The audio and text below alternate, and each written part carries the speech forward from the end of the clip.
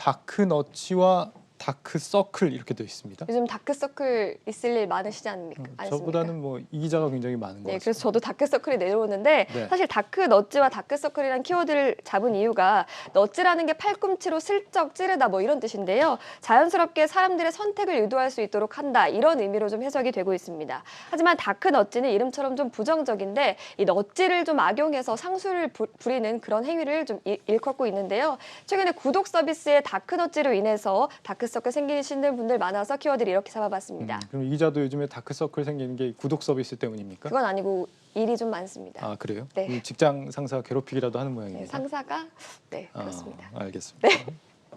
네, 구독 서비스에서 굉장히 비합리적인 구매를 넌지시 유도한다. 이런 걸 이제 다크너츠다라고 하는 건데 네. 어떤 걸 말하는 겁니까 구체적으로? 혹시 넷플릭스 무료 체험 서비스 이용해 보셨나요? 아니요, 저는 뭐 이용하진 않고 이용해 보신 게 거의 없으시네요. 여쭤볼 때마다. 그렇습니다. 네, 근데 제가 최근에 이와 관련한 제보 메일을 좀 한 통 받았습니다. 넷플릭스에서 한 달간 무료 체험이 가능하다 이런 안내를 받고 나서 이 서비스를 좀 신청을 했는데 알고 보니까 무료가 아니었고 나도 모르는 사이에 결제가 됐다는 내용이었는데요.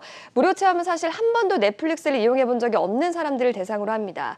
이렇게 넷플릭스를 쓴 적이 없는 이 제보자는 황당한 마음에 왜 결제가 됐냐라고 따져 물었다고 합니다. 그랬더니 체험 이력이 있어서 결제가 됐다는 답변이 돌아왔다고 하는데요. 이렇게 쓰지도 않는 체험 이력이 있는 사례는 굉장히 많이 발견이 되고 있습니다. 뭐 방금 처음으로 가입했는데 왜 결제가 되지? 또 가입한 적이 없는데 왜 가입했다고 나오죠? 뭐 이런 식으로 최근 커뮤니티에서 심심치 않게 이런 글들이 올라오고 있는 상황입니다. 체험 이력이 있다는 이유로 자동 유료 결제가 됐는데 정작 본인은 쓴 적이 없다고요. 네. 어떻게 이런 일이 나온 겁니까? 네, 이유가 뭘지 이용 약관을 좀 들여다봤습니다. 우선 넷플릭스는 가입할 때 이름이나 이메일 주소, 또 주소, 결제 수단, 전화번호 등을 좀 기재하도록 하고 있고요. 또 넷플릭스를 사용하면서는 ISP나 또 기기 이력 등을 수집할 수 있도록 해왔습니다. 네. 이렇게 수집된 회원들의 정보를 10개월 동안 보관한 이후에 무료 체험 대상이 되는지 또 안 되는지를 판별하는 것으로 알려지고 있는데요. 다시 말해서 내가 아닌 누군가가 내 정보를 통해서 가입을 했거나 혹은 가입한 적이 없어도 내 기기를 통해서 다른 사람의 계정으로 접속을 했을 경우에는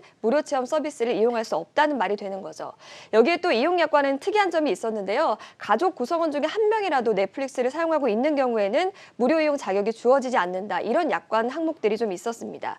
하지만 넷플릭스는 어떤 방식으로 무료 체험 대상을 선정하는지에 대해서 과정을 투명하게 공개하고 있지 않고요. 또 무료 체험을 유도할 때 대상이 아니라는 사실도 공지하지 않고 있기 때문에 여러 이용자들이 몰래 좀 결제가 되는 이런 피해들을 보고 있는 것으로 확인이 되고 있습니다. 넷플릭스가 내 가족 정보까지 알고 있다라는 말이 되겠네요. 네. 소비자가 이런 걸 알고 있을 리가 없을 텐데 유료로 전환되는 거를 미리 고지하는 그런 법안이 지금 추진되고 있지 않습니까? 네, 맞습니다. 금융위원회에서 이르면 5월부터 무료 체험 서비스에서 유료 체험 서비스로 전환할 때 이 과금되는 사실을 7일 전에 고지하도록 하는 법을 개정하고 있는데요. 네. 하지만 제가 앞서 말씀드린 것처럼 무료 체험 당시에 고지하는 내용들은 여기에 포함이 되지 않는 만큼 일부 피해자들의 어떤 피해는 계속적으로 일어날 것으로 보이는데 제가 금융위에 좀 물어봤더니 이런 무료 체험 결제 등에 대해서 이 법에 포함되는 논의들은 지금 하지 않는 상황이라고 합니다. 네, 이런 구독 서비스를 제공하는 플랫폼이 넷플릭스만 있는 게 아니니까 다른 서비스들도 문제가 있지 않는지 점검해볼 필요가 있지 않을까 싶은데요. 네, 맞습니다. 비슷한 불만이 한국소비자원에 대거 접수되고 있는데